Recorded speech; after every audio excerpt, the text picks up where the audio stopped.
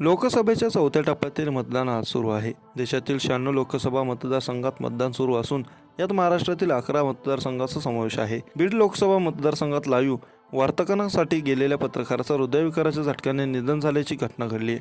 मुंबईतून बीडमध्ये आज तकचे पत्रकार वैभव कनगुटकर हे वार्तांकनासाठी गेले होते। त्यावेळी त्यांना हृदयविकाराचा झटका आला आणि त्यांची प्राणज्योत मालवली।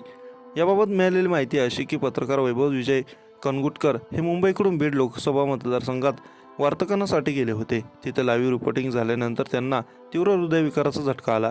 48 वर्षीय वैभव कनगुटकर यांचं बीडच्या अंबेजोगाईत वार्तांकन सुरू होतं। वैभव यांच्या निधनामुळे हळहळ व्यक्त केली जात आहे। बीडच्या कोरडेवारी गावाने मतदानावर बहिष्कार टाकला आहे। तब्बल 2 तास उलटले तरीही एकही मतदान करण्यात आलं नाही। कोरडेवाडी गावातील नागरिक आपल्या मागण्यांवर ठाम आहेत। त्यांनी मतदान करण्यावर बहिष्कार टाकला आहे। गावात पाझर तलाव होत नसल्याने गावकऱ्यांनी मतदानावर बहिष्कार टाकला आहे। नेते नुसती आश्वासन देऊन जातात, मात्र अद्याप तलाव झाला नसल्याचा ग्रामस्थांचा आरोप आहे। गावात महसूल प्रशासनाचे अधिकारी दाखल गावकऱ्यांनी मतदानासाठी विनंती करत होते, मात्र सकाळी 10 वाजेपर्यंत गावात एकही मतदान झालं नाही।